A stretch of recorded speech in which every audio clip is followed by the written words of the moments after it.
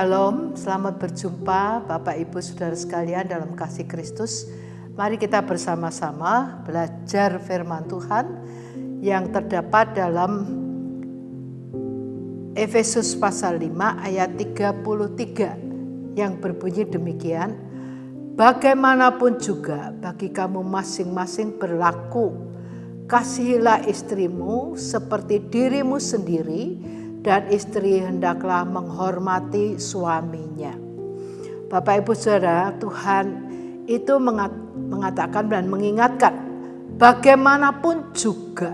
Itu berarti penting sekali bagi kamu masing-masing berlaku, bahwa Tuhan itu memberikan standar untuk hidup sebagai suami dan istri.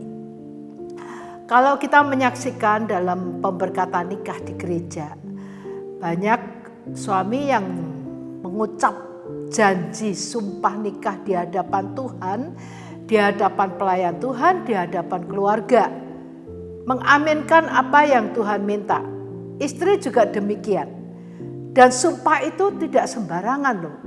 Tapi ternyata banyak keluarga-keluarga yang melanggar, sehingga menjadikan keluarga mereka tidak kokoh, tidak kuat, tidak diberkati Tuhan.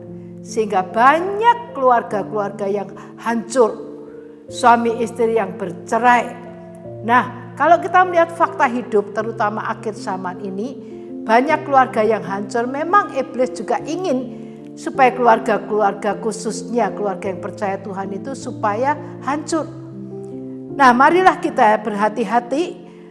Apa yang sudah terjadi itu menjadi peringatan bagi kita. Di sini Tuhan inginkan hal yang baik, yaitu yang pertama, suami supaya mengasihi istri.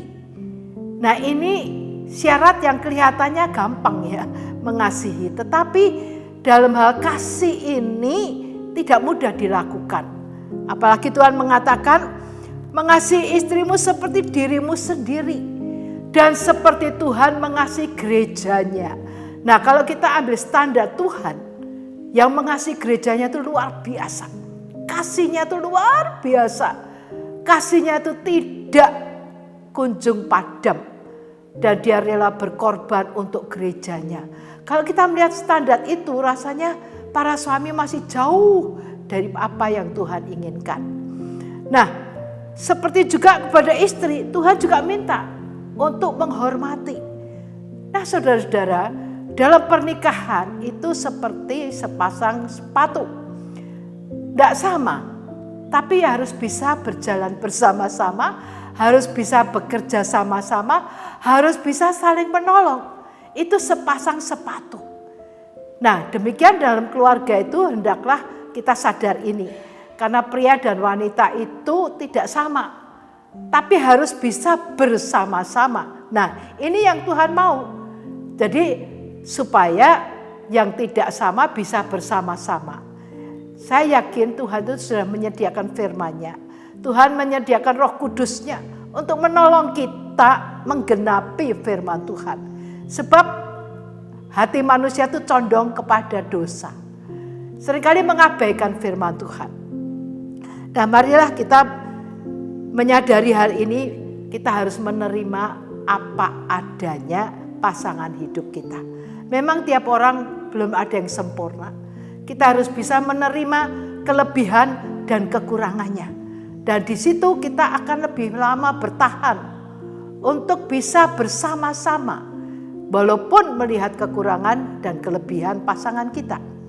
Tapi yang ketiga saya katakan bukan hanya kita untuk menjaga jalan bersama-sama. Tapi yang ketiga kita harus berusaha untuk bisa rumah tangga itu langgeng. Yang pertama, kita itu bisa menerima kekurangannya, itu yang saya katakan. Dan minta kasih Tuhan itu menutup kekurangan pasangan kita. Kedua, untuk mempertahankan, kita harus berusaha menyesuaikan. Karena pria dan wanita itu beda. Jadi kita harus berusaha menyesuaikan. Dan istri juga harus menghormati suami dalam kekurangannya. Karena kalau kita melihat kekurangan orang, kita akan menjadi lemah. Dan kita akan ketiga berusaha untuk mendoakan satu dengan yang lain, supaya kita bisa bertahan, tetap mengasihi, tetap sabar, dan tetap menjaga kelanggengan rumah tangga kita. Saya kira dengan demikian kita akan lebih bisa bertahan daripada kita menuruti hawa nafsu kita, kemarahan kita, dan lain sebagainya.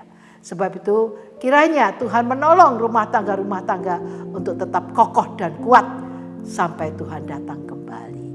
Kiranya Tuhan memberkati Bapak Ibu semuanya. Amin.